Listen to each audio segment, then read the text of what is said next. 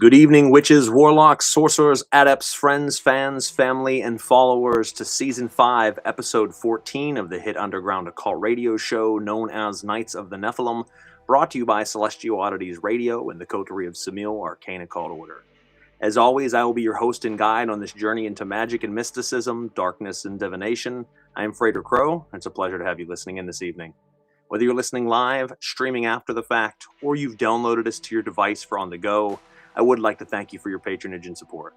Just make sure you click the like, share, follow, and subscribe buttons on whatever platforms you are tuning in from. Helps move us up the podcast community rankings, allows more people to discover the show, keeps you in the loop with new episodes as they air, and gives you unfiltered access to our past archives. Not only of this show, Knights of the Nephilim, based upon Esoteric and Occult Doctrine and Ritual Magic, but also our other shows like Curriculum Obscuritatis, where we teach you how to build a practice from the ground up. Pair of Normal Guys podcast, deep diving into supernatural and paranormal phenomena, taking on phone calls from listeners around the world to hear your stories of extraordinary experiences, or maybe it's Last Call, unrelenting, unfiltered, unapologetic life stories. And lastly, Uncovering the Underground, where we interview and talk with people from all different types of artistic background, from musicians to bands and hip-hop artists to models, comedians, and so forth. We have something for absolutely everyone, so feel free to listen as you like, but hitting those buttons certainly helps get us out there, and we appreciate that. For the folks that like the live experience or the visual experience, we do air across 4 different Facebook platforms. That is going to be my personal Facebook, Frater Crow. That's going to be Knights of the Nephilim Facebook, Celestial Oddities Radio Facebook, and lastly, the Coterie of Samil Arcane Occult Order Facebook. Those will be housed for 30 days until Facebook removes them as per their policy. So you can watch there, leave comments, certainly, but that'll only be there for a month before it vanishes. So a better option is the Knights of the Nephilim Frater Crow YouTube page. It'll be housed there live, but also after the fact permanently. So great place to watch it from. For those that aren't so much concerned about the live or visual aspect, every time we have an episode and we finish, we upload the episode to a multitude of different platforms. Spotify, iTunes, Spreaker, Deezer, CastBox, Google, Amazon, iHeartRadio, you name it, we're on it. A lot of people like to listen to it at the gym, while they're at work, we're on their drive to work. They don't need the visual side of it, and that's why we have it on there as well. So you listen where you like, but I also always encourage leaving comments during the show if you're listening live, asking our guest questions, participating in the show, because this show is as much yours as it is ours, and we certainly love to have you be engaged with it. Hard to believe that we are on episode 14 of episode 5. It's been a hell of a season, a lot of just truly amazing guests, conversation, and discussion, and we got 3 more for you before we round out this season. Tonight's episode, and then 2 more in January, and we will bring season 5 to a close. I'm truly honored and humbled by all of you out there watching and engaging in the show, by all of my wonderful guests for coming on and sharing in these amazing discussions of occultism and ritual and faith and theology. It's just, a true passion of mine, so it's great to be able to share it with all of you. So let's go ahead and get into tonight's episode. In an age where spirituality is often reduced to performance, branding, and aesthetics, tonight's guest stands firmly in lineage, responsibility, and ancestral law. Ronda Foster is an 8th generation Hoodoo practitioner, an initiated Yanifa within the African Ifa tradition, a licensed relationship counselor, and the owner of Botanica Yamaya Alakun. Her work is not rooted in trends or borrowed symbolism, but in lived tradition, ancestral obligation, and spiritual accountability. As a Yanifa, Ronda approaches Ifa not as superstition or fortune-telling, but as a system of divine intelligence, one that governs balance, ethics, and alignment between the seen and unseen worlds. Through her spiritual work and her podcast, Life Points with Ronda, she speaks candidly about trauma, shadow work, ancestral patterns, energetic boundaries, and the responsibilities that come with real spiritual power. Tonight's conversation is about what it actually means to walk correctly, where ancestry, healing, discipline, and truth are inseparable. So light your candles and put on your ceremonial attire, grab your athames and focus your desire as we come together and call forth Ronda Foster. That was beautiful. Oh my God. Well, thank you. Very well deserved. Great to have you on the show Oh tonight. my God. That was amazing. Thank you so much. I am so grateful to be here. Definitely, I'm grateful to be here. I'm grateful to have you. I'm glad we made this happen, and it's a great end of a season or close to an end of a season. An episode I very much was excited for. So once again, thank you for making this happen before the holidays. Definitely. So we'll jump right into it as we normally do. You've said spirituality is inheritance, not performance. What does that distinction mean when lived day to day? Wow. Living it day to day, as I've lived it like my entire life, it was just something that I thought was normal for everybody until I found out that it necessarily isn't. So I come from a background where my mother was indeed a root worker, and my grandmother, the woman that raised her, not her mother, but her father's mom, was a very influential root worker. So I just come from that line, and I just thought that seeing things and hearing things, and it was just normal and day to day. But as I have kind of transitioned into it, it's a job. Like it's just something that you have to show up for every day. I talk to hundreds of people weekly, you know what I mean? And probably 40% of my actual self is present most of the time. A person is talking to me, and where they probably think that they are talking to me, they're talking to some spirit, like, or some form of me, but more ancestral me, you know. And so it gets difficult because it requires a lot. Like it takes a lot. It takes a lot. I could imagine. I mean, you're dealing with the public in general is very taxing on someone, and then when you have such a presence of spirit coming through you and influencing what it is you're hearing or what it is that customer needs to hear, that also takes a lot out of you. So you mix those two things together, it is exhilarating. And I think a lot of times the problem is that people with abilities to do that don't do the maintenance needed to be able to continue to do that. If you don't take time for yourself, I know you. One thing I love about some things that we've discussed in the past is if you're not feeling right that day, if you are not in the right mood, you are not touching anything. You're not touching your plants. You're not touching anything that your energy is going to go into, because it's going to affect that experience that your customers are going to have. So you just say, you know what, today I need to alter my plan of what I originally expected to do because the energies are off. And I love that because there's so many people that would say, well, we're going to do it anyway because I need to get it done. And that's a problem. No. If you so I have a business, so I have a botanica, and I always tell like my god kids, like, man, I gotta start working, but I work so much, and so I'm only going to make a candle or make a spray or make a floor wash when I'm 100% available to do it, because it's very important, because I'm sending that energy out to my customers. And if you order anything from me, when you receive it, I want it to be correct. Like I want it to heal and to fix and to manifest things that you are entrusting, your purchase through me. So I take that very, very serious. I will absolutely not touch a bottle if I'm not feeling right, because I pray over the bottle, I pray over my labels, I pray over every single item that I'm going to put into my product. And I'm praying for that person who ordered my product. And I have to be available for that. If I'm not available for that, yeah, I'm not processing the order. I will send out an email and explain to the person that there is a slight delay, and people understand that. Like people understand that. And but if I'm not with it, like I'm not gonna touch it, period.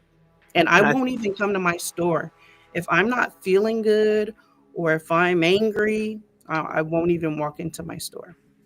I love that though. I think because if someone is sensitive to energy, such as yourself, but let's say your clients, they're Definitely. going to notice the difference in what they receive in one compared to the other. I mean, when you get something, you're like, oh man, the energy behind this and the love, the sincerity behind this is there. I feel it, and it does what it's supposed to do, rather than something doesn't feel right here. Mhm. And that you don't ever want to be, the person that just rushes those orders. It's important to have a clientele that you can say, hey, I'm sorry. I know that today was the day I told you I was going to get it. It's going to be another day or two, but I promise you it is worth the wait. And that explanation really should suffice for 95 to 98% of the people out there is, hey, listen, Definitely. I'm not in the right place today to do this, and I can do it for you, but it's not going to be what I promised you. Give me 2 days. And Definitely. And if I say that to any of my clients, like, or any, I have an Etsy store. If I say that to you on Etsy, you might have ordered one item. You're gonna get about 5 or 6 items when I send it, that's awesome. because I want to compensate for that. Like, That's good business it's a ethics right known there. fact. Like, I am very big on that. Well, and that's going to keep people coming back to you again and again, because it's rare they're going to have those delays. But if they have them and then they open up their package and say, oh wow, I only ordered one thing. There's 5 things. You're like, what a sweetheart. Like, look at what she did for me. And then they're going to come back. You'd have no reason to not return. So that is, a certainty of continuance of clientele, which is great. So no, I respect that heavily. And I know that's something that you had mentioned before that I'm like, that stands out to me, because so many people don't do that, and that's a shame. Mhm. Now, as an 8th generational Hoodoo practitioner, how does lineage change the way responsibility for you is understood? It changes it a great deal. Um, I know that I am definitely an old soul. I know my mom was an old soul. The person that took charge of my mom was born in 1916, Okay. right? So I just feel like it's important, to be sure that I always remember that I stand firmly on it. Like, before I am an Ia, before I am even my own self, my own government name, I am that. And that responsibility I take 100%.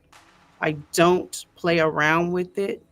I know that they are very present. I know that they are watching, and I was given the torch. And until my light goes out, I'm going to carry that torch. So I take it very, very, very serious. And that just reminds me of kind of my ethics as well. As I tell people, I don't fit my practice into my life. I fit my life into my practice. And Definitely. there's a lot of people kind of look at you like, what the hell does that mean? And it's like, you'll understand it when the time comes, if you're meant to, because first and foremost, before anything, I am a practitioner. My life is my spirits. That is when I am fully at home, when I am fully myself, or not myself, depending on how you want to look at Mm.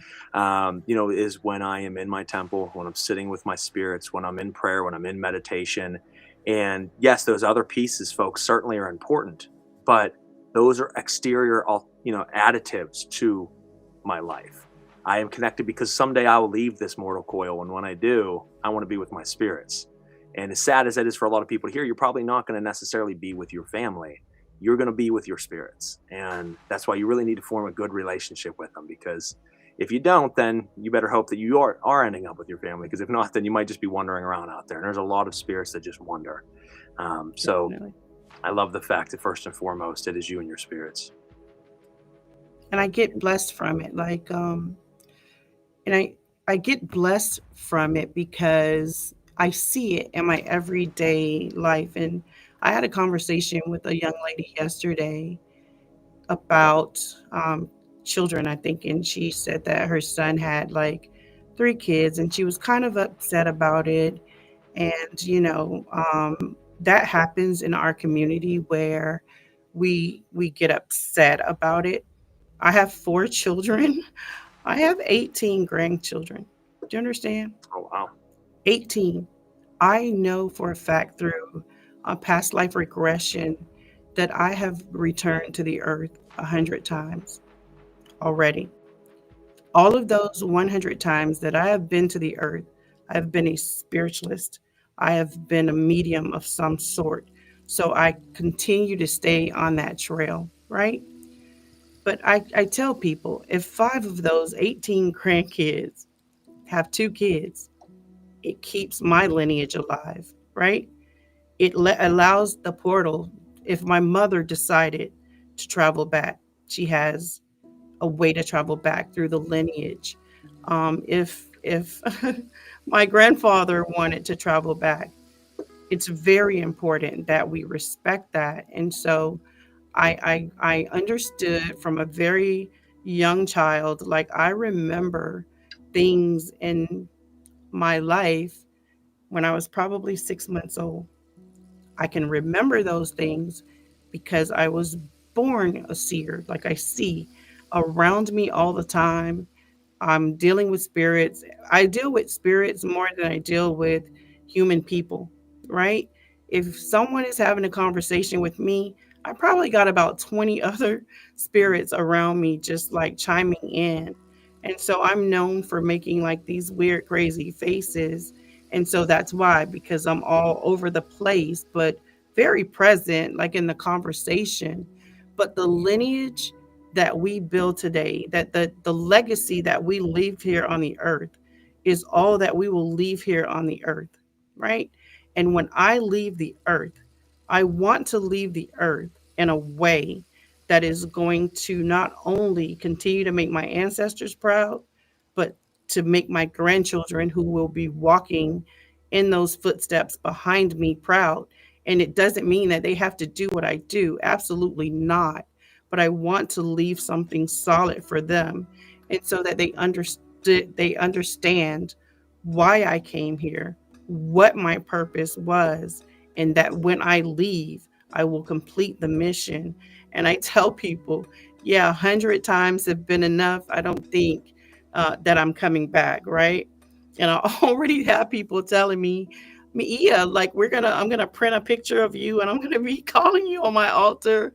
And it's like, no, I've been here. Like, just let me rest. Like, but yeah, it is leaving something solid behind, because when we are here, we have our name. And whether you believe that or not, it is important. Like, my name means something, and it's important to leave a legacy. I am very big on that. Very, very big on that. And it's amazing because when you are a practitioner and you've been here before, what I notice will happen if you find your way back into spirituality is at the beginning, often you're, like anybody, you're kind of dabbling around trying to figure out your footsteps, but then all of a sudden you start to learn rapidly and you're like, wait a second, why am I learning so quickly? And you have friends and people that are trying to do the same, and some of them are as well, some of them aren't. And what happens, folks, is there's a blinder on us when we come back most of the time, but as you work pushing towards that, you'll break through that, and all of a sudden things will just start to come to you quickly. And it's like, I'm not learning this, I'm remembering this. Definitely. And that's a huge thing to say, you know what, wow, I already know this. I didn't know I knew this, but I know this, and it's coming back to me now. Doesn't make it easier, guys. You still have to keep pushing, still have to keep working. But you'll know an old soul compared to a young soul whenever someone's just struggling really hard, and you're like, oh no, I just read this book and everything jumped out to me, and now I'm starting to remember all kinds of things that the book didn't even talk about. Those sparks are starting, campfires, and it's really an amazing thing. And like you said, carrying it on through the blood, maybe you won't be called back, but it's nice to know that your family, if they needed to, could call you back and show Definitely. reverence and respect and say, hey, we need you. Can you come and help? And even whether they're practitioners or not, we can still come back and influence their life in ways that they might not even notice if they're not attuned to it. But our spirits, as you know, are around us all the time, moving the pieces like a chessboard. And a lot of times people have no idea. And they're like, I wish I was really tuned into my spirits. I'm like, well, they're all around you. And you might not see them, but they've been dictating everything you've been doing lately. So it's always Definitely.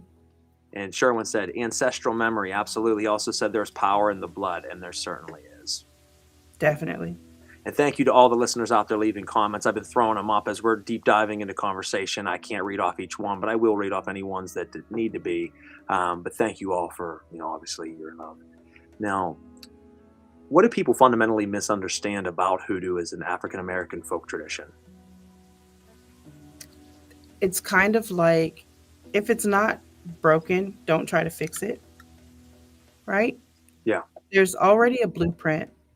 I don't know the tradition of what happened in your home, right? But there's a tradition that happened in your home. And so I grew up in tradition all around me and things that, um, I went through as a child. That whole, hey, go over there and make me some mop water. And my grandmother, like, if you didn't use pine sol, like you didn't do it right. But pine sol is, man, it's a breaker. Like it can break some stuff, right? And so, but it was not just about the pine sol. It was about the 13 pennies that I had to find, go scramble 13 pennies and put in the bucket and then start mopping. Like it's just things that you grew up with and maybe you've forgotten those things, but they all mean something. If an elder told you don't sweep her feet or don't sweep his feet, it meant something. So tradition, depending on basically like the household you grew up in, is kind of what tradition is. It's just like very simple. There's nothing hard about it, right? And we're just talking about this ancestral thing, and in Nigeria, you'll rarely see cemeteries, right? Because they bury their dead inside of the house or like right at their front door. And when you really think about it, is my baba is like, yeah, because when you're calling on your ancestor and summoning that ancestor, we don't have to do that. Like the ancestor is buried in the house. So the ancestor knows everything that is going on. So if there is an issue, the ancestor is already taking care of the issue because the spirit is present. And so it just knows, right? And so it just kind of is not hard. It's just very simple. It's very 1 + 1 is 2. If that works for you, doesn't work for some people, it works for me, right? And so you don't overextend it.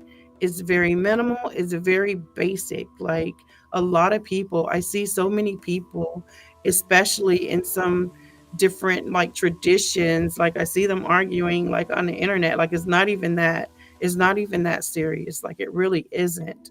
You just do what works for you, because what works for you doesn't work for everybody. And so just stick to like the things that you learn. And listen, we are all spiritual people. We do not come from the earth. Like we are not of the earth. So we all came down in spiritual form. And like you said, brother, like somewhere along the line, Ifa says that there's a tree that we touch before we come down to the earth. And it's called the tree of forgetfulness. And so when we touch that tree, because you have to touch it on the way down, you just forget, right? Until you run into one of us, right? And then we guide you and we help you to remember. But everybody's journey, everybody's story is different. I have got kids in London. I have got kids in Greece. I have got kids all around the world. And our conversations are all different. And Right? I think it's important what you said there is that we tend to try to box things in. There's too much gatekeeping in spirituality where you are of a specific faith, but then it's you have to do it this way. Well, no, there is a structure to the house, but how it's painted and what the core is inside the house is up to the individual. Yes, there are rules in certain aspects. Yes, there is structure, but you can't tell someone this is exactly how it has to look, it has to sound, it has to be, because you're limiting their potential of connection with spirit. As you said, if we use, the analogy of root work, yes, we can look at it as working with the plants, but the root is also your lineage and your family and how you grew up. That's your root. So to be true to the root is going to be where your power lies, because that's how you learned as a child on up. To change that, to have someone say, well, that's not how we do it, you can't do any of that. That's a problem, folks. That's a problem when any type of spiritual leader tells you what works for you doesn't work for me. Well, it doesn't have to work for you, brother, because it's my faith, it's my practice. Definitely. Yes, I will listen to you as an elder. I will take everything into consideration. I will adapt it into my practice along with what works for me. But you have to stick with what works for you. Not the same things are going to work for every single person. There has to be the root, but aside from that, how it grows is going to be unique to each individual. And I love that you said that, those small things that we learned growing up that we just don't even realize at the time. And then we look back and we're like, oh, okay, I see what they were doing there. No, I love that. We got Sherwin dropping some lyrics on us. Stick to the rivers and the lakes that you're used to. Don't go chase the waterfall, Sherwin. Definitely. Now, how does ancestral memory operate differently from learned or book-based experience or spirituality? I know we kind of just touched on that, but a little bit deeper. How does ancestral memory operate differently than someone with a book knowledge or just, a learned experience? The book knowledge. So, and I get it, like, I understand that, but there is nothing like, because it's a difference, right? Because when it's learned, and when you grow and when you are nurtured into it, it's different. The book kind of takes away from it. It makes it all mechanical because it's the thought pattern of someone else, right? And so, man, I'm going to say something to everybody like that is listening. And if one of my God kids on here, I done said it 1,000 times, they already know. Like, if you really want to tap in, like if you really want to understand your lineage, I know some people were adopted and some people, man, get you a glass of water, pray over the water and just put it by your bed and ask for things to be revealed for you. Ask the ancestors of old. Like, we all have them, and we have a right to be taught by them. Man, I go to sleep at night and I wake up in the morning with a whole new collection of things that I need to make. That's how, like, I don't make anything like out of whatever. I wait for one of my ancestors to say, hey, you need to do this or you need to do that. As soon as I do it, it's going to fly off my shelf. It just makes it, it's simplified. But if you want to really understand, like, books are good. I collect books. I probably got 3,000 books. So I'm not saying that you can't learn anything from a book, but it's more robotic almost. Like, you want to learn from like the soul energy from inside out. Like, everything has to be processed. Like, you're saying the root. We are the root. Like, we ourselves. Like, if you look inside of our bodies, we look like a tree inside, right? There's like all of these little spiny little limbs that are going everywhere. It's just about grounding yourself. Work, like, it's not easy, it's not hard, but trust me, spirit knows when you're serious about it, right? If you want to do 100%. something just for the sake of doing it, you got to be serious about it. Because if you're just like playing around, then no, you're not going to get it, because you're just playing around, and spirit knows that. Well, one of the biggest things Spirit knows that. I think one of the biggest things that hinders people, I've come across it again and again and again, and I'm sure you have as well, is, like you said, there's nothing wrong with books. I'm a collector of books as well. I read nonstop. I'm a voracious reader, but that's only part of it, guys. And too many people, they read a book and then they're like, okay, well, this led me to another book, and then I'm reading this and they're like, well, this led me to that. And they gather knowledge. People use the term armchair magician. There's a lot of armchair magicians out there, and the problem is you're like, well, when are you doing ritual? And it's like, well, I'm learning so much that I feel like I almost am ready. And it's like, you're always good. I'm gonna check in with you a year from now, and you're gonna be like, I learned so much. Okay, well, how much ritual have you done? I'm almost there. It's like, you have to, as the slogan of my show says, step into the circle. You have to take it on the chin. You can read every book in the world about being an amazing boxer, but unless you've stepped into the ring, you're not a boxer. And the first time you step in, you might know 10 times more than the guy you're standing across the ring from. But he's going to pummel you because he's been boxing his whole life, and you just have knowledge. And knowledge is great, but it doesn't get you there. You have to have lived experience. That, to me, is more valuable than the knowledge, though they are partners of one another. Read, study, research, get the wisdom, the knowledge, and the understanding. Pair that with lived practical experience. And now you have the whole gambit, and it's going to come together very great for you. But too many people, I'm a little hesitant. That's okay. Those nerves are going to teach you things. You're going to step in a ritual and know after you did it what you did right and what felt good. And then once you're like, oh, I really, really messed up there, and that wasn't good. And every once in a while, you're going to get slapped. Some spirit's going to slap you on the wrist and say, hey, you don't do that again.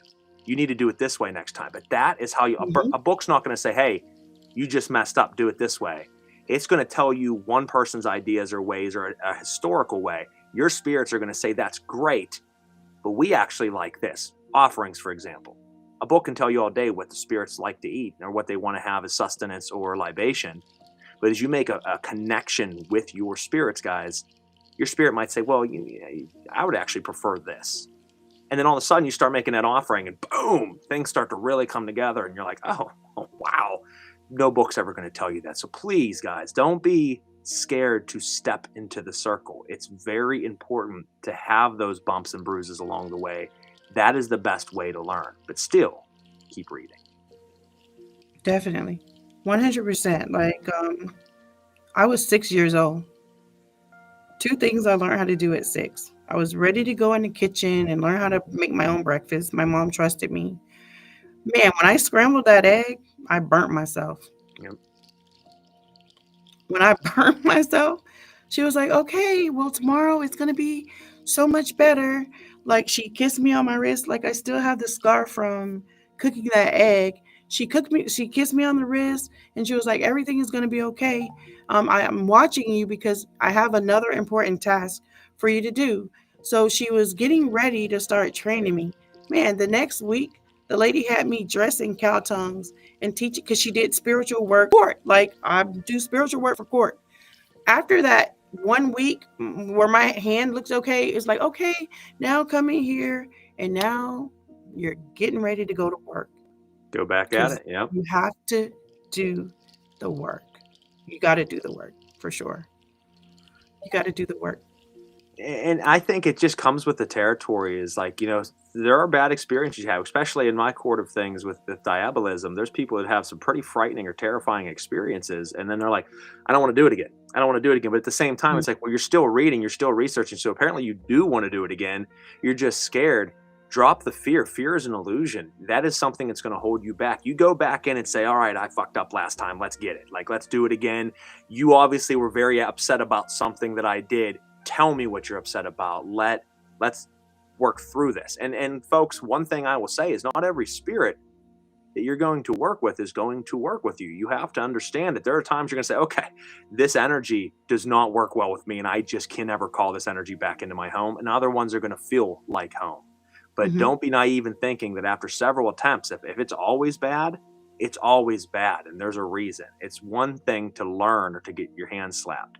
It's another thing for it to destroy the room, so to speak. If that keeps happening, it's like, okay, we just don't click. And it's okay to understand, just like people, you're not going to like every single person you meet. Not every energy you come across is going to click with you. So please understand that. I like Jarrett's comment here. He said, Ashe, spirit will work through you. And it certainly does. It teaches us what we need to do to connect with spirit. And that's important. Brian says, I got enough books, laugh out loud, and read academic articles. After I met my patron, things began to make sense. And that's it. Your spirits will guide you. That's why we call them guides, because they're like, hey, congratulations, you read 400 books. Now let's actually get to work, Now let's work. That's work. Natasha said, I always say every item created or working done is always more powerful when I just do work through intuition and openness rather than trying to stick to the script or direction. And let's use plants, for example. You can follow an exact recipe that someone else made for an oil.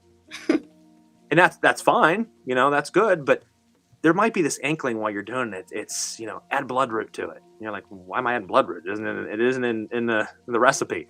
And then you just get this push again, just add it. And you're like, okay. And then you make it, and afterwards, oh God, this is perfect. This is potent as hell. And it's exactly because the spirits know. They know more than us. And they're saying like, hey, that's great the way you're making it, but it's 10% of what it could be. And as Natasha just mentioned, guys, the intuition's important, as Rhonda said as well. You have to go with what you're feeling. They will speak to you, but only if you listen. If you ignore it all the time, then you're going to really, really miss out on things. She said, "Yep, just like that." Now we're going to move the subject just slightly, and I love this next question. How would you explain Ifa as a system of intelligence rather than sheer belief? Wow. I'm going to tell y'all the honest to God truth. And I'm going to tell the truth anyways, but let me tell you, I'm going to say in a few days, I'll be 59, right? So I have been practicing since I was 6, right? And I have hoodoo, voodoo, a lot of things. But Ifa is something so different. Do you understand? Ifa is an oracle that can tell you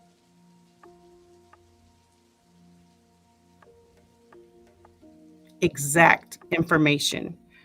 So just say I get a reading for my yearly. Ifa is going to tell me exactly how a full year is going to be, right? So I made a post, I think it might have been like 2 months ago, and said that I was going to finish 2025 like it was going to be epic, a real epic year for me. Well, I could say that with confidence because of what Ifa said to me. Ifa is about aligning a person with their true destiny. So many people still ask the question, why am I here? Ifa can tell you why you're here. What is your purpose? What are you supposed to be doing? It's different if you're a doctor and you're really supposed to drive a garbage truck, right? Because Ifa is all about lining you up with your destiny. Ifa is about reminding you of the conversation that you had with Oludumare when you came from a room. We all had a conversation, and not all of us chose to come down here to be rich. Like, not all of us chose to come down here and have kids. But again, we forget. And so Ifa aligns the person and brings balance to the person's life. It is a system that brings balance, period. I love that. And I love Robin left a message here. It says, Ifa already written knows everything. And I will tell you that I do not practice Ifa, but the words I've been given from my associates who do, it's always been very, very on point. The Odus are always just like a slap, like boom. It's like, we're going to get very descriptive of exactly. We're not going to just give you an outline such as tarot, which tarot can be very deep too, but it's not the same, folks. It's not the same as just getting a regular reading. It is going deep. It is siphoning everything that you need to hear and putting it together. And it's really quite powerful and really quite beautiful. It is. Man, Ifa can tell you things. And even I get readings, and I never do my own readings. I have one of my Ifa brothers or one of my Oluos. They do my readings, and I get readings, and it's just like, what? Like, okay, because it's not hidden, right? Yeah. Nothing is hidden. It'll just be like this random thing, and it's like, man, why we got to talk about that? Because literally, I forgot about it. Ifa says it. So, in Ifa with me, I'm very stern, I think. And Ifa thinks that I'm a little too stern, like with some of my god kids. But it's like, you give me these people and you want me to lead them. And so like I have to like crack the whip sometimes because I want everybody to elevate. Like if my God kids don't elevate, like I'm not elevating, because we are no stronger than our weakest link as a system. So if I got one of my God kids and they're suffering, I'm suffering, and I'm gonna get right down on the floor with them, and we're gonna figure it out. But through Ifa, it makes it easier. I'm not literally using all of 90% of my energy trying to channel or just help the person figure it out. I'm just going to go to Ifa, bam. Oh, that's the issue. Let's solve this problem. On to the next thing. Period. And I think what's interesting about it, and we have to look at it from this perspective, is when we get readings that are so on point and so visceral, guys, it's not that there are roadblocks, there's realignment. Anytime you get a roadblock, you can look at it and say, well, shit, that just completely derailed me. No, it didn't. It just simply changed your tracks. You were going in a trajectory that you thought was going to work out the way you thought it was going to work out, and it doesn't work out that way. They are going to shift your understanding and tracks that you are traveling down. But that isn't a bad thing, because maybe you didn't realize a mile down the road was a train wreck. But now Definitely. they shifted you and it seems miserable. It's like, I didn't want to go this way. Well, you might not wanted to go this way, but this way just saved your life. Sometimes Saves your going through the entire fire saves you. Definitely. Man, it's important that you said that.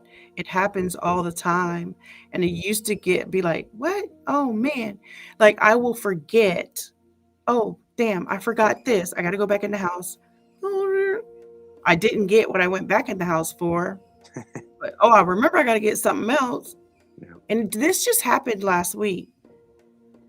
I literally got in my car and turned to the right, and 5 cars, boom, boom, boom, boom, boom, knowing one of those cars could have been my car. Absolutely. It happens all the time. I've been there And I myself. literally like, oh my God. Oh, thank That's you. spiritual I intervention. like it could have been my car. Like Yep. you have spared my car.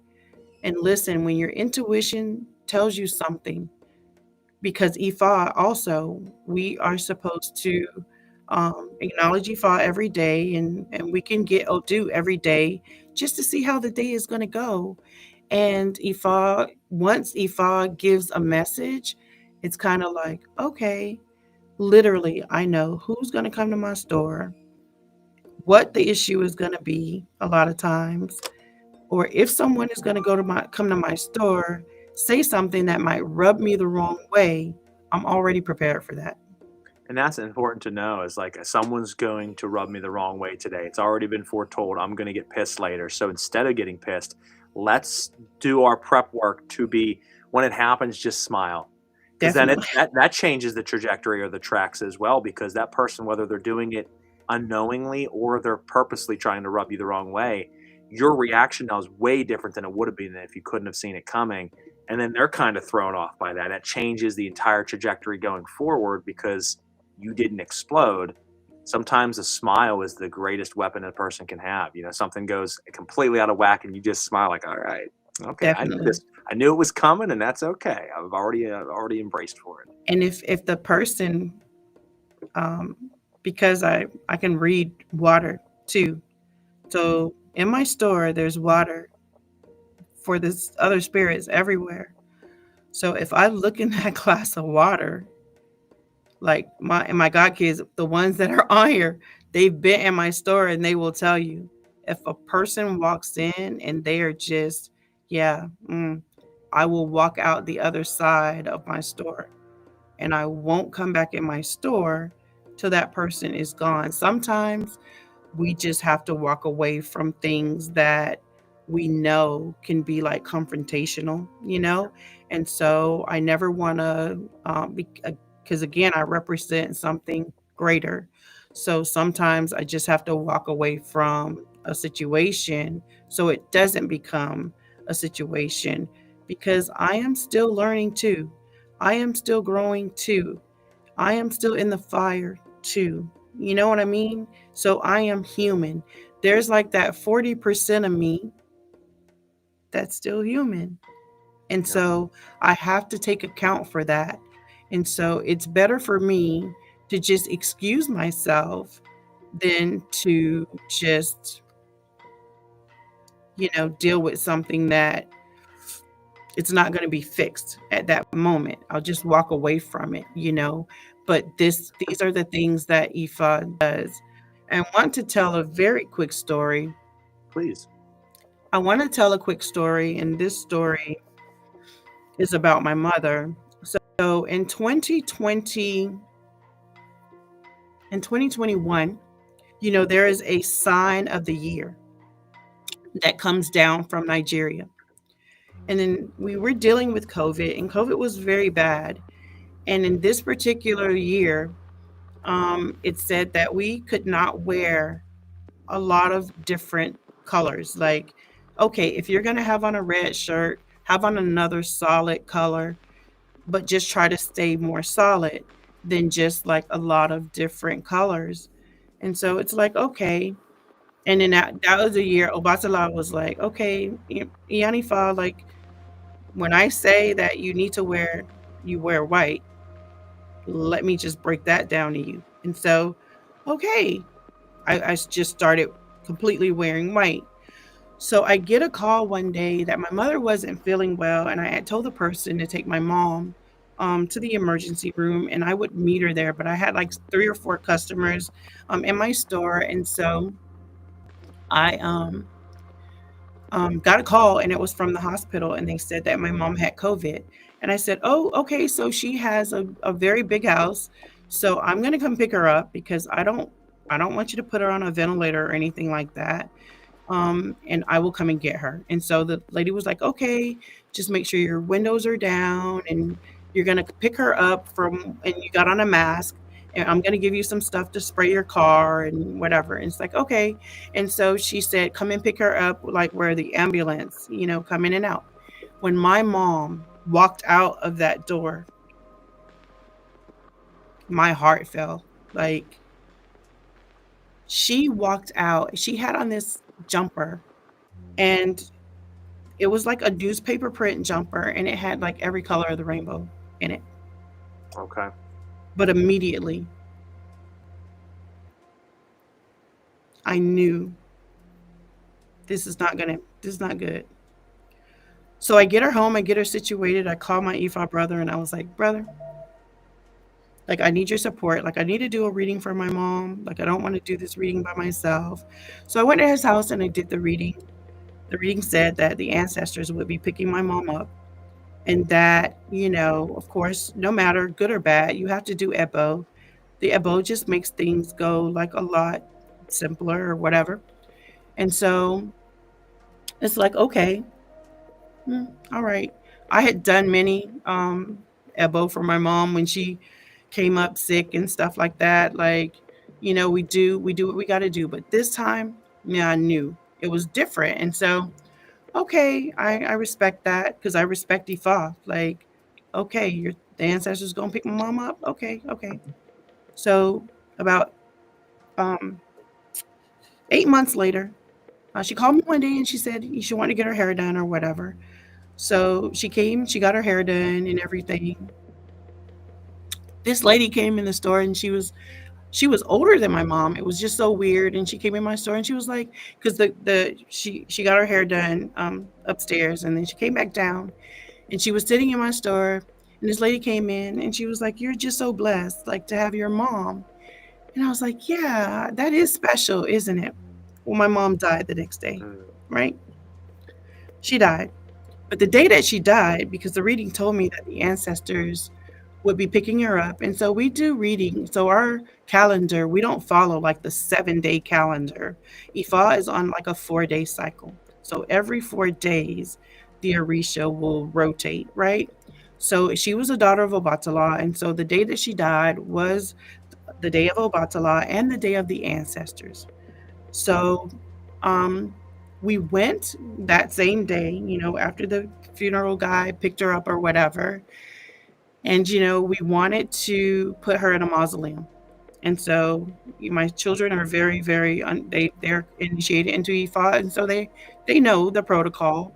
So she died on a Wednesday. The Thursday, I had to get a reading for myself. And then the Friday, the reading for my mom.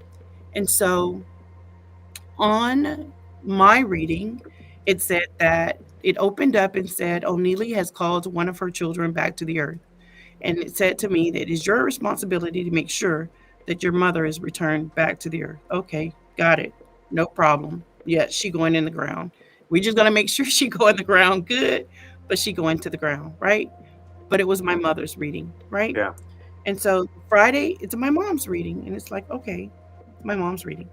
So I get instructions from my mom that she want me to take all of her clothes and she want me to burn them so they'll go up to heaven. Okay, yeah, I'm gonna do that, right? And then Ifa told me exactly the transition of my mom. Because when I got to my mom, when I got the phone call that day, she was still warm, right? So the reading said that she closed her eyes and she felt a kiss on her cheek. She opened up her eyes and she was in a standing position. She looked down and she saw that her hands were a lot younger than she remembered. And she looked up and then she was in the room with the ancestors because the ancestors were the ones that said we wanted to be able to greet her. So she was greeted by the ancestors. But man, this is what Ifa said. And I get chills every time. Ifa said after the time allotted that she was allowed with the ancestors, her spirit guide, she was ushered into the presence of Oludumare, who was so giddy with excitement that she had returned that he awarded 400 crowns, right? Absent from the body. It is literally present in another realm. What realm we show up in is the work that we do down here on the earth. I think it's very important to do the work of the earth, right? And so she was a great woman. She did great things for people, and she was rewarded bountifully. And now she sits, because Ifa told me that too, she was like upgraded to a white Iyami who definitely watches over me, right? So this is why I take spirituality very serious. And this is why I love Ifa. No other oracle, no other seer. I'm a seer, but I still wanted to make sure that my mom arrived, right? Ifa just said, hey, you got some other shit to worry about. She good, right? Yeah. And you're going to be good too. Because where I'm going to elevate her, she is going to be in a position to continue to elevate you. And that is why I take my job very, very, very serious. I love Ifa. I love Ifa, and I will love Ifa until I am gone, right? And I will still be loving Ifa. I am not just an Iya. I have 11 other crowns that I really don't talk about those. Like I have really been honored and I've really been elevated and I've really, really, really just appreciated this journey. It has changed my life. It has changed the life of my children. I've seen Ifa do some wonderful things. And so I'm just grateful. I am just grateful to community and I'm just grateful for the position that I'm in. But I could go on about Ifa because there is just nothing else like it. There are some other things that's powerful, but I'm not with Ifa because it's powerful. I am with Ifa because it gives me balance. Like it gives me truth. And the one thing I love about it, it makes me be a better person to me. I cannot help you if I cannot help myself. And I tell people all the time, you don't have to go to me. You don't have to come to me. I don't care. I got more clients. I can give away some clients. Like that's not my problem. Do you understand? But I want you to go to a person that takes their job serious. I take Ifa and any other practice that I have. I take that very, very serious. Like it's very important to me. And if I don't let anybody else down, I'm never going to let myself down. And so Man, I love Ifa, brother. But you know that because you don't heard me say that a million times. Like I love you. Absolutely. No, but I it's quite beautiful, and as I said, such a powerful practice, such a powerful stream of energies that, like you said, that the how do I want to say this? The closeness to the reading of everything that was going on for you to exactly where she ended up and exactly what was it's insane. Like I said, there's so much depth that it's like, wow. Like I remember years ago, first time I ever had any experience with Ifa whatsoever was I had been doing my practice for a long time, but I needed something different. I needed something that could give me insight in a direction that I'd never gone before. And I reached out to Dialumin Ra, and I says, brother, would you be willing to do an Ifa reading for me? I need to hear from something so foreign to me that I think it could be. Man, they ripped the Band-Aids off and every which way and just smacked my cuts. You know what I mean? Like he gave me some information that afterwards I'm like, well, thank you. Like, we got off the call from one another. And I'm like, I don't know what to do with all of this. Wow. I'm like, that's not what I was expecting. I just got beat up by the spirits, and everything that was said was dead on. Everything that was said was things that I either consciously or subconsciously knew that I needed to change, but I just wasn't making the steps to change. And they pretty much told me, you need to change these things now or you're going to die. And I took that to heart, and I was like, all right, well, today's the day, training day, let's get to work. And it was such a beautiful experience. So while not any Ifa, I will always be truthfully grateful to the brutalization that it gave me on the rawness of that reading. And then obviously many experiences since then. So quite beautiful. There's a few comments here I want to read. They're flying in. Thank you guys for being so supportive of tonight's episode. Smiling in my cells from that. I love it. Peace and light, everyone. Oh, where'd he go? There he goes. Peace and light, everyone. Every time. Brittany earlier said that it gave her chills, and it truly was beautiful. Now she says very deep. I was watching on YouTube. Well, we really appreciate it. I see it looks like you flipped to Facebook now. Yeah, you can do either. And then I want to jump to a comment earlier that I skipped on purpose. I want to go back to. Her store is amazing. If you haven't checked it out, you have to. I would love to. I am a distance away, but hopefully at some point that happens. I'm in Pennsylvania, so I got about 8 states or 6 states to travel to get down there, but I hope at some point that can happen. I want to come to Pennsylvania because I want to go on one of those ghost busting things with you guys. Like, I think that's going to be so cool. I want to do that with you guys. we certainly hit them. I mean, from prisons to asylums to tuberculosis hospitals to everything in between. So we could have an adventure for sure. And Yaya Dona de Morche said, thank you for sharing your experience. A beautiful journey, sister. And she put, just wait until tomorrow, brother. Oh, yeah, we got some stuff brewing between me and her tomorrow. We're going to see what kind of things I get smacked with tomorrow. All right, what else we got here? Every time Ronda speaks on Ifa, it is so enlightening and inspiring. It is. I said this last week, and I don't want to sound like, I'm repeating myself or beating a dead horse here, but I said last week with my guest, Dr. Christy Smurl, I says, you're just truthfully a beautiful soul to her. And I says, I don't say that about my guests that often. I love my guests. I think they're all wonderful, but there's certain people who their energy is just so intoxicating and so vibrant that it just really speaks to you and to your core. And I said last week, I says, and my guest next week does that as well. And sister, you certainly do. Your energy, everything about you since the day I met you, it's just been beautiful. You're truthfully a beautiful shining star. And I just want to thank you for everything you do because it is so important and it speaks to so many people. I am very grateful for that. Thank you. Oh, absolutely. Sev says, but Ifa definitely changed my life. And Natasha says, we'll take you anytime. Yeah, we will. Let us know. We'll figure out an excursion. Who knows where it'll take us? Because sometimes it's places we've never been. So we walk in and we're like, oh, wow. Okay, what the hell is this? Usually they're pretty good though. I said, yeah. I'm gonna show up one day. Like I really want to do that with you guys. It's really a fun time. It really is. And you come across so many spirits out there of all different natures that are really interesting. And there's so many spirits of the dead that need help that come to you that are just like, I'm trapped here, like help me.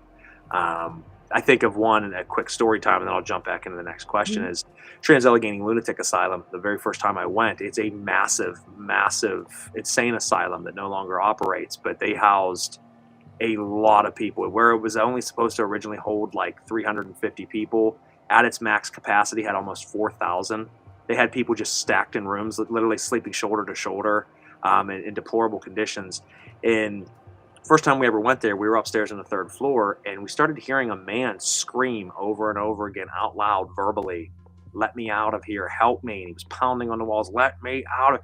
And my buddy, who was new to paranormal investigating at the time, he looked over at me like shocked. He's like, "What the hell is that?" I was like, "You know what that is, brother." And he says, "This can't be real. You're telling me that is a spirit?" I says, "Yeah, brother, you're hearing one that's extremely strong because you're not tuned in to anything really." And I'm like, "And you're hearing it the same as I am." I says, "He's pissed and he wants out." It was coming from the padded room. So they have one area where they threw people in the padded room, and it was coming from in there, "Let me out of here." You could hear him pounding on it. And it's one of those experiences that when you hear, you're like, "Oh, wow." Like, these abandoned places, while abandoned, are certainly not abandoned. And, every day, day in and day out, they're begging to get out. So it's a wild experience. So at some point, definitely, let's do it.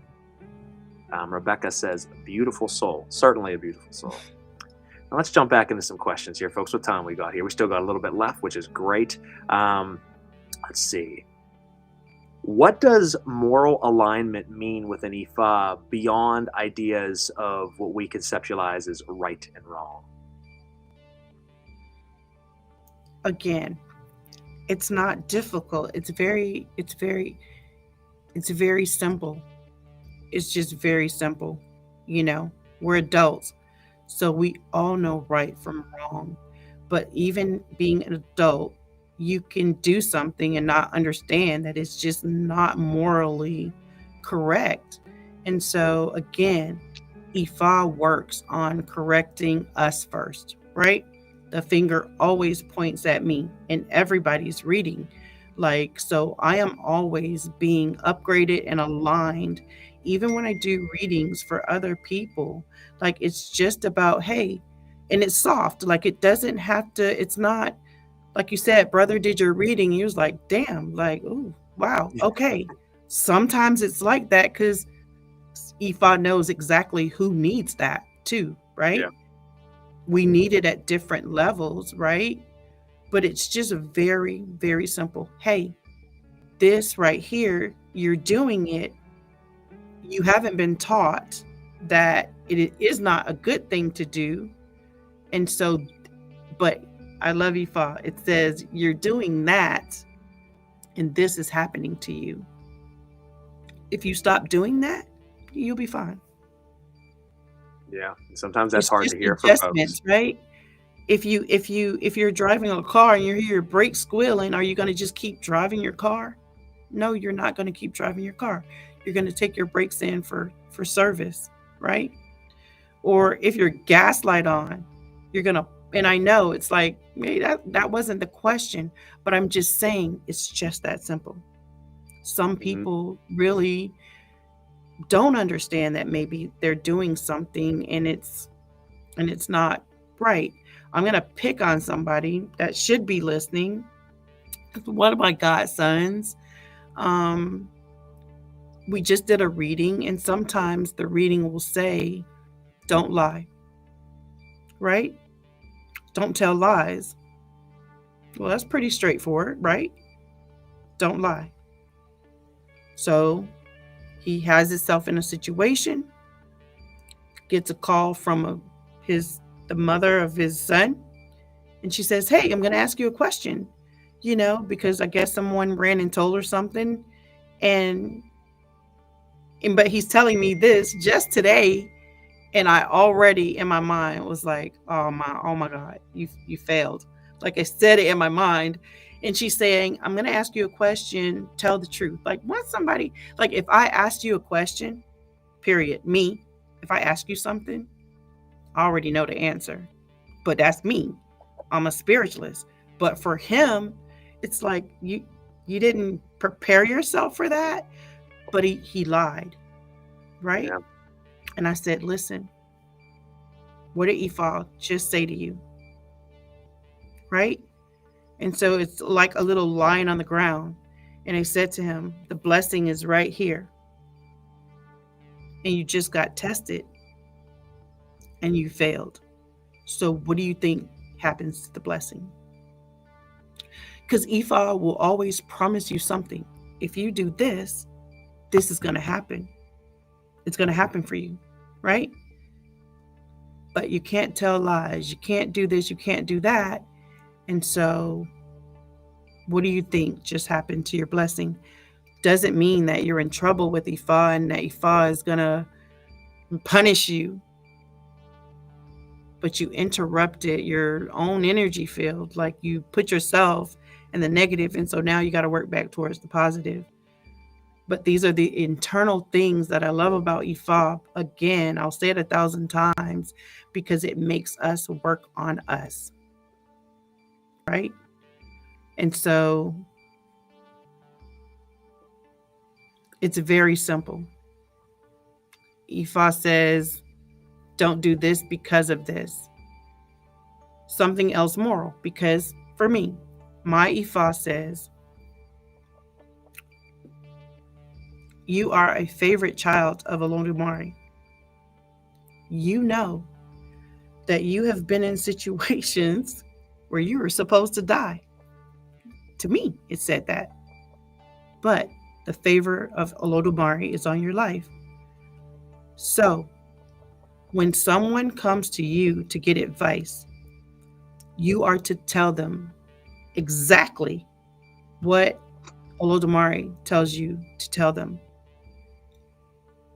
If you don't, I will bring you back to a room. It says it to me.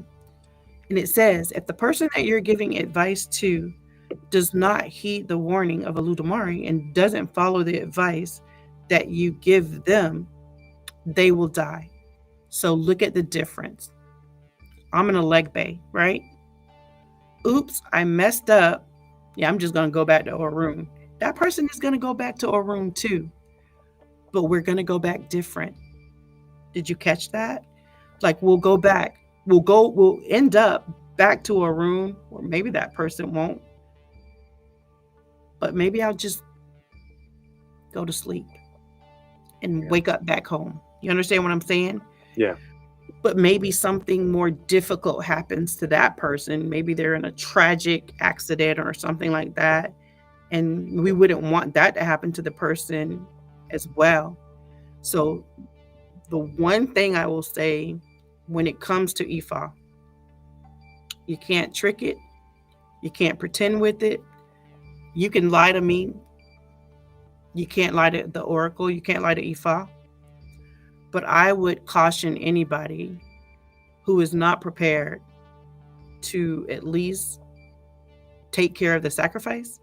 Don't go to Ifa and ask Ifa questions. Like, don't get the reading if you don't do what is required. It's like you go to the doctor and you have pneumonia and he writes you out a prescription and you pass the pharmacy, right? Mm-hmm. It's the same thing. Ifa is such an intricate oracle. Ifa knows. If you go to Ifa, be ready. And again, it's not punishment. Nobody's shaming you. I'll tell people you can walk in here and tell me anything. It's not going to surprise me. And I am not here to judge anybody. Like I'm very, very matter of fact about that. I love everybody. And if Ifa says I can help you, like I will go to the end of the earth for you. But it's like, do not open up the oracle if you are just not ready. And sometimes people aren't ready. So that's kind of like a moral thing too. Like don't push it because somebody else did it. Like be in your own lane because everybody's destiny is 100% different. And we all came here with a different agenda. And it makes sense because so many times people, as we kind of mentioned earlier, they do ask for help and then they ignore the signs of help coming there. So, you can get a reading pretty much telling you that small Small steps can create large change. And it's a financial reading. You're really stressed about finances. Well, then someone says, hey, do you have $5 to throw in this opportunity? And you're like, no, I don't got that. Well, it was directly after your reading. So you just got told that small things can make large changes. Someone came and says, hey, do you have $5 to throw in this? And you're saying, well, I'm already kind of struggling money-wise. And I get it, guys. But then you don't participate. And then everyone else that did just struck for a huge amount of money, and you're sitting back looking, you're like, well, son of a bitch. And it's like, well, yeah, it was right there in your face, and you just chose to slap it away. And you mentioned don't step into it unless you're ready. That's a big thing in so many different aspects of spirituality, whether it is getting a true, deep, defining reading, or that is summoning spirits. And I know a lot of people out there saying, wait, you said earlier you just got to step in and do it. Yes, but there has to be some type of level of readiness. If you're absolutely terrified, absolutely hesitant, don't do it. But if it's just like, I'm ready, but I'm still kind of scared, that's okay. Mm-hmm. But don't open Pandora's box if you're not ready to see what's inside Pandora's box. And it's not bad. Like it's not bad. What's inside of the box is a reflection of you. Yes. It's not bad. It's there and put in place to help you. Like, I don't know you. The heavens do, right? And so when we ask you, who are you? What's your name? What's your mom's name? That's all we ask. That's all we ask. It comes straight down from heaven.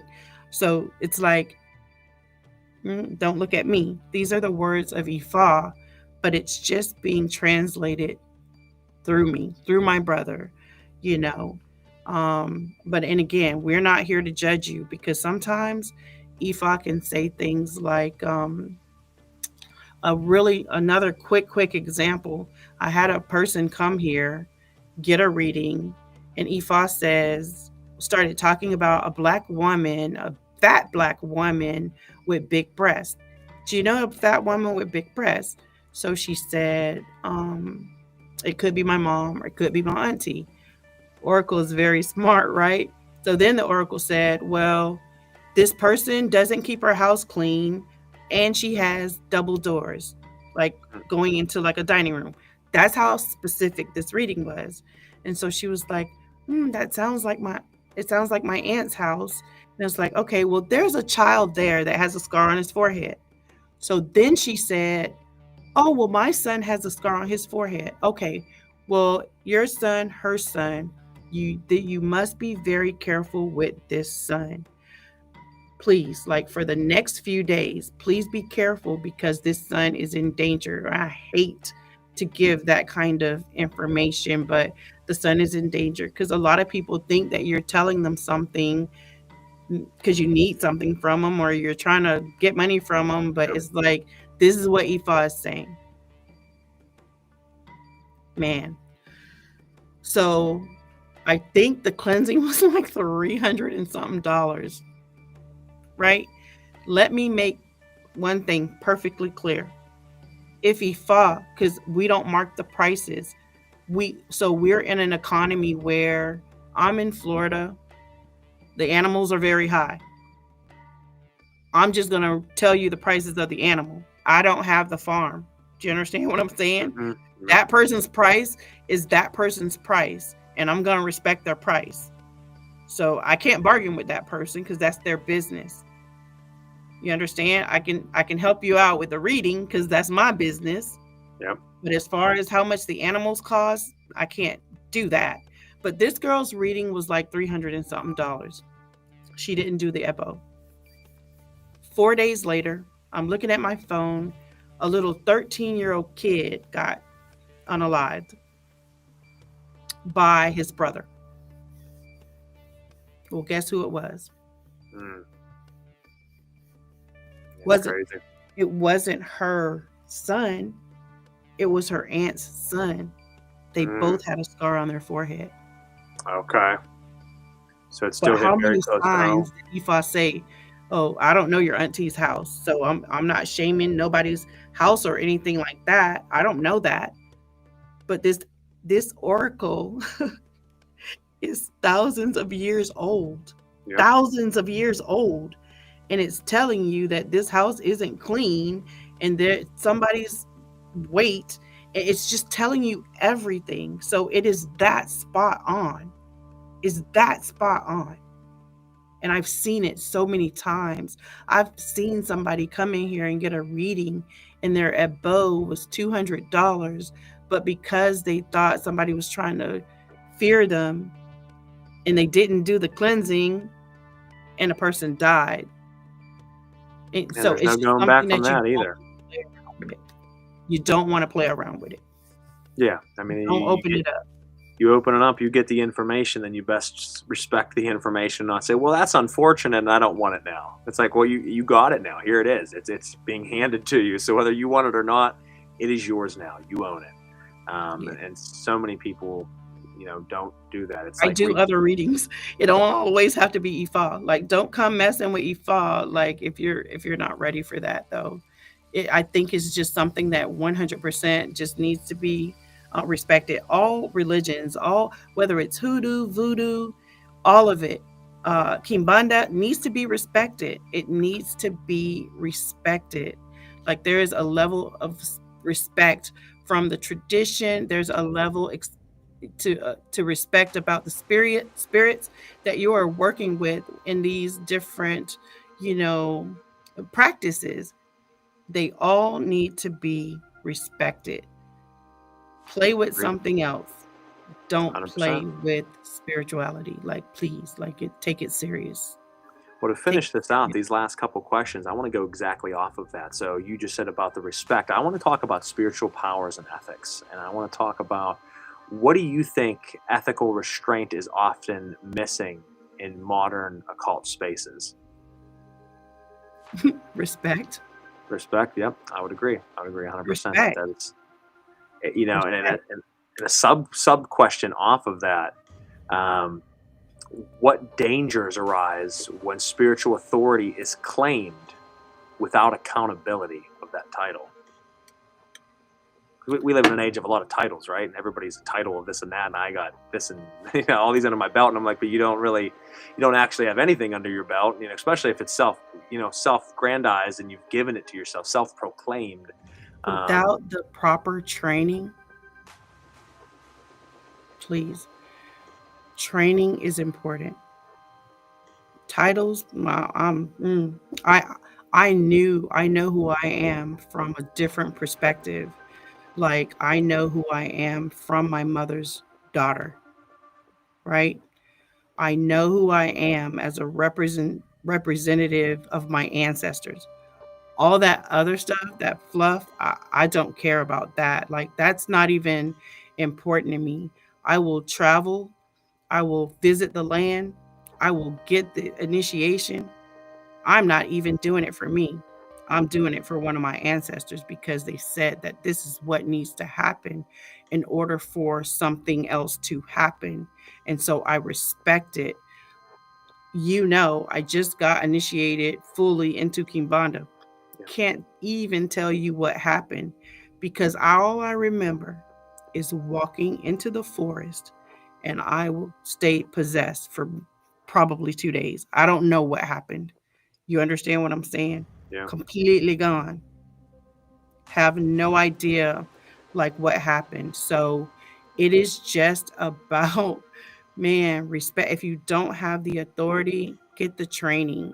I go back to Nigeria. I go back to Nigeria for training, right? I want to learn something. I want to be educated in something. I see people that, like you said, they'll read a book and all of a sudden they got a Facebook page. They're doing tarot readings. They're doing spells from people and they are not even in a position themselves. You can't even help yourself. So how possibly can you help me? When I came to Ifa through Lukumi many years ago. And my spirits have a sense of humor. So I'm at home minding my own business. They said, "Hey, go get a reading." Like, why? Because you need to see something. I go into the person's shop. was like, I need a reading. He was like, okay, yeah, go in. Go to the office, sit down. I go in and I sit down. Spirit said, turn around. Like, go ahead, turn around. I turn around. There's this big queen size blow up mattress behind my bed. I'm like, bro, you okay? He was like, well, yeah, I got into it, with my wife or whatever, and she kicked me out of the house. I said, listen, no disrespect. This is where we part ways. We are parting ways because, first of all, I don't respect anybody that doesn't take their vows seriously and respects what the agreement that they got into. Like, so, and then you got to stay in your store. If you got to stay in your store and you can't keep your agreements, there's nothing you can do for me. And I was out. Probably 2 months after that, the store was completely surrounded and that person was carted off to jail. For sure. Right?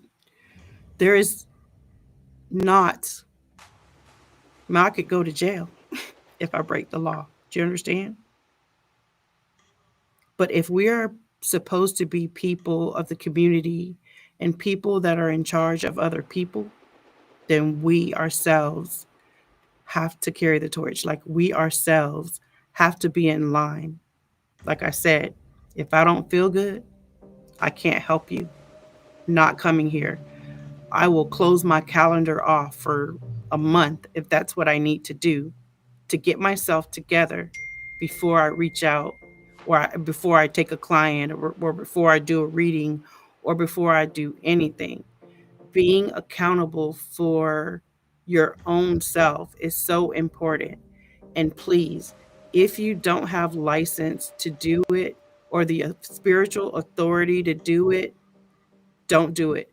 Just because you have the initiation, it does not stop at the initiation. There is work, there is learning, there is things that you have to learn before you move forward to help somebody else. Like, help yourself first, right? Work the magic on yourself. See your life elevating before you go out and start advertising, like, do this work, and then it hurts you. It hurts the person that you're trying to help. And some people do it and they mean well, like they really want to do it, but just go and get the correct things that you need in order to do that. But first, man, it starts with yourself, period. Yeah, I had an interesting experience with my issue recently.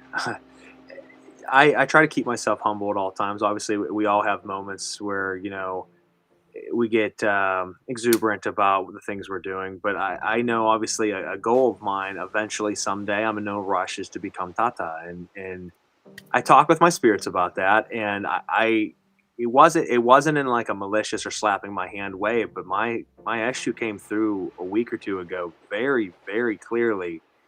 And it told me, I will give you absolutely everything you need to be the leader that you imagine. But by the time you receive it, you won't even care about receiving it. Not that I Wow. won't appreciate it, but he told me by the time it gets handed to you, it won't even matter that it's getting handed to you, because you're going to be so ready for it and so where you need to be. That yes, it's a great acceptance of it, but you're already living as that. It's just merely you've Definitely. earned. And it was a very appreciative moment as I sat there. Yeah, I will give you absolutely everything you need. But don't worry about time. Don't worry about titles. You will be coming over time, and the title just falls into place. And I think that that's important for us to know, because, as you said, too many people, they receive something, and then next thing you know, they're a master at it. And it's like, as you said, you're 53 years in to your practice, and you're still a student learning. I tell people every day, Always. I'm a student on his first day of class. I'm just eager to learn. I'll never call myself a master. You know what I mean? I'm simply a student, and I am always appreciative and happy to learn and to grow. So a beautiful thing. Now, Now, I invest in myself. Like I do a study and take a lot of things, and most of everything I do, it kind of like surrounds or encompasses like my business here. I know I did the human design, right? I do a lot of those things, right? But it is that human design, as far as I'm concerned, is just like Ifa. yep. Nothing is greater than Ifa for me, but the human in design is always spot on.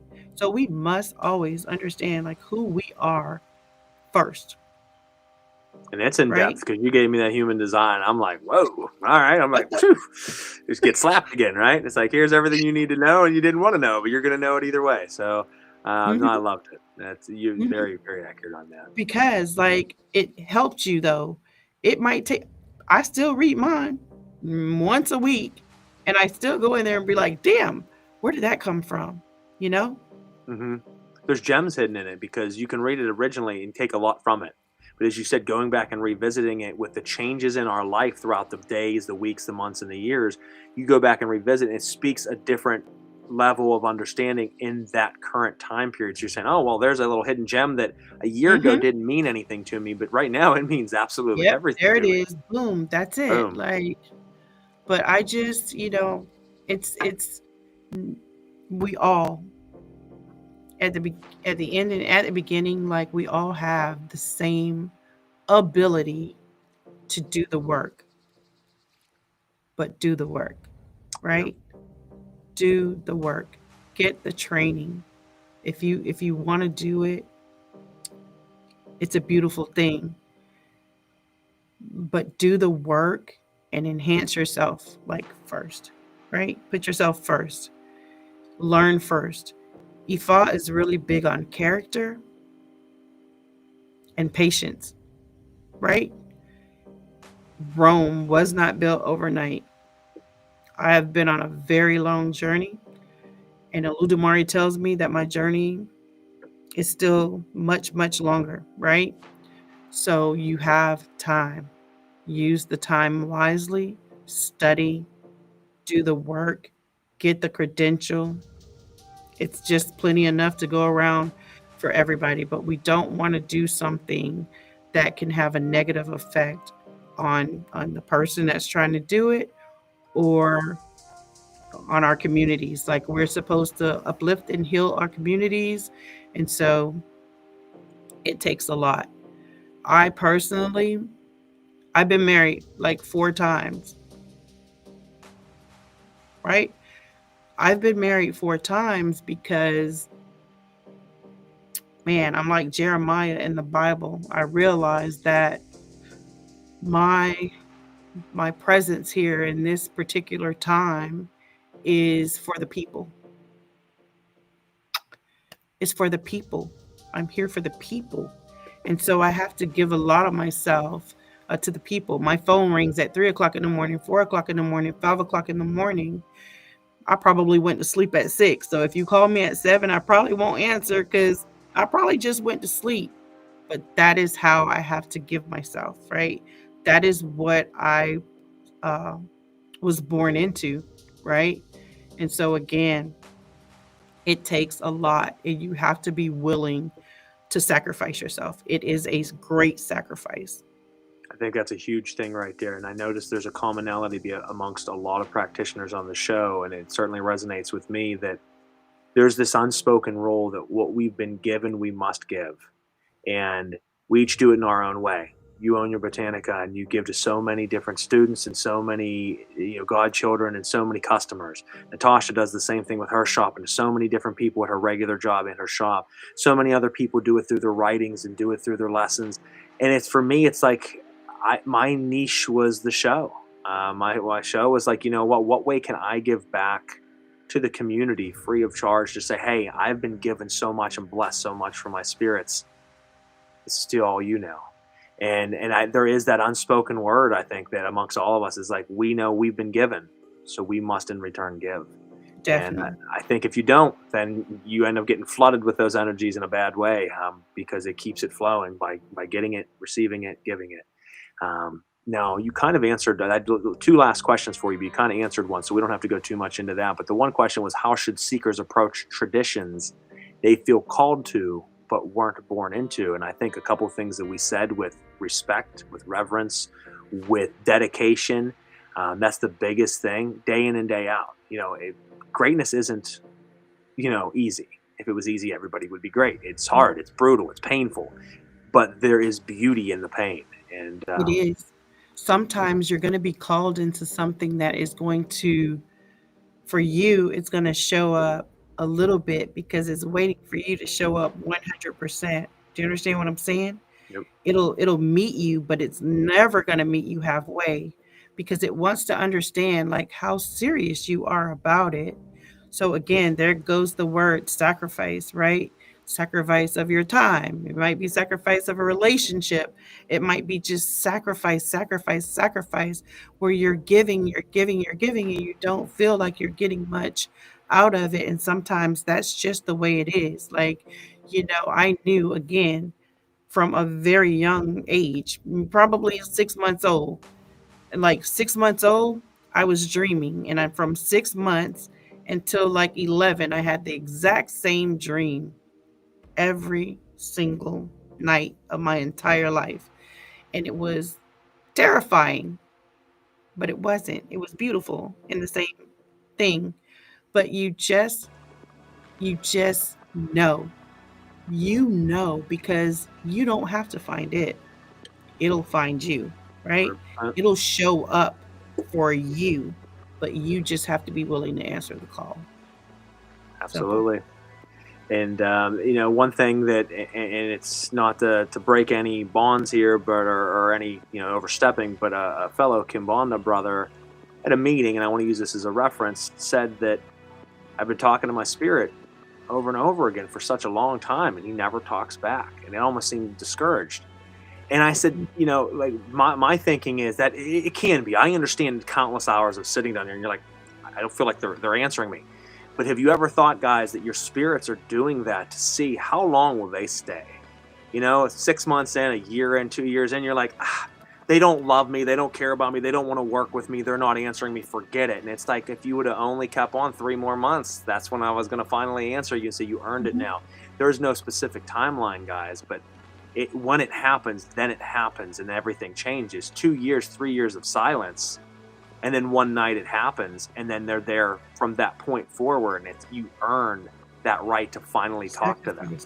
The sacrifice. And it, once again, I can't stress this enough, it doesn't happen on your timeline, because time doesn't exist to the spiritual world, only to you. So when you're like, but it's been 3 years, what is 3 years to an endless being? Nothing. It seems long to you, but it is merely a flash in the pan. It's very quick to the spiritual world, but still they understand. Let's see how long they're going to push. And I can tell you, with spirits that did not answer me for a long time, they will come through if you show enough dedication and reverence. And it's all about how you speak to them. I always say this, and I don't mind giving this out. I talk to my spirits and say, I wish to build the bridge of alliance with you. I want to connect, convene, converse, and commune. As you raise, I raise. As I raise, you raise. Let's work together as one. And we continue to do that again and again. And it might feel one-sided for so long, but then eventually, boom, they're there. And it's like, oh, yep. Shit, okay, you're finally here. Like, all right, let's get to work. But you won't reach that if you give up quickly. It just doesn't happen, guys. We live in an age of instant gratification. We want everything. We want it right now.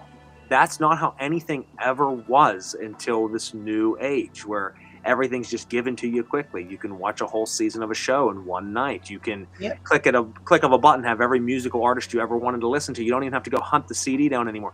There was lessons in going to the CD store and thumbing through the discs and not finding it. Waiting 2 more weeks, looking again, not finding it, waiting 2 more weeks, then you find it. There was anticipation, there was hunger, there was dedication, there was sacrifice. And then you eventually get your prize. But too many people want to walk away before the prize is there, and that's sad. It's there. You have to earn it. Now, and they do. I've seen it. It's like you don't see it. Like, I see it. It's right there, but they don't see it. They get discouraged. They get upset. They say, this is not for me. It's just very sad. But again, in Nigeria, I was telling my goddaughter this last night. In Nigeria, we went to visit a lot of different kings before our initiation started. And so we went to this house, and one of the king's mother. To me, she looked like maybe she was like 96 or something. I knew she was old. And we got in the van and we were leaving. And my Lulu says, yeah, his mother's 140. I was like, what? Did you say like 140? And he said, yes, she's 140 years old. And I was like, man, I got a lot of time. Yep. It's about that energy, how you live, how you respect the spirits. They will carry you, Our body deteriorates because we are not in contact. How we interact with the spiritual world, folks, you have to understand, we are spirits in a physical body. And if you are disaligned with your spirit, your body then suffers from that. The more you align with your spirit, the more your body is taken care of, the longer you live. That vibration, if tainted, taints the vessel. And that's beautiful. I've heard stories in the past of very, very similar, which, to the Western mind blows our minds, right? We're like, wait a second, what? 140? That's not possible. And they're like, oh yeah, it's very possible. There's several folks over here that are that old. 140 still leads initiations. She does the Egbe initiations. And it's like, wow, I'm definitely going back to show up for that, That's awesome. But we have time. With time, when a person is in a reading for Ifa and it says Ire Aiku, Aiku speaks about longevity. You will hear Suru Iwapeli a million times in these readings. But if you have patience and you are given Aiku, longevity, you can conquer. You can have anything that you want because you have the time. Don't rush into these things. You understand? Don't rush into these things. You have time. Take the time. Learn. Certain things aren't for everybody. You know what I mean? And be guided. Be guided. Some of us, I do not get along well with people that are just followers. Just follow every goddamn thing. Like, no matter what it is, I want to do that and I want to do that and I'm going over there to do. I don't really get along with people like that. You know why? Because you're only wanting to follow the next bet. You're going to jump on the next trend. Like, this is not a trend, people. Like, this is life.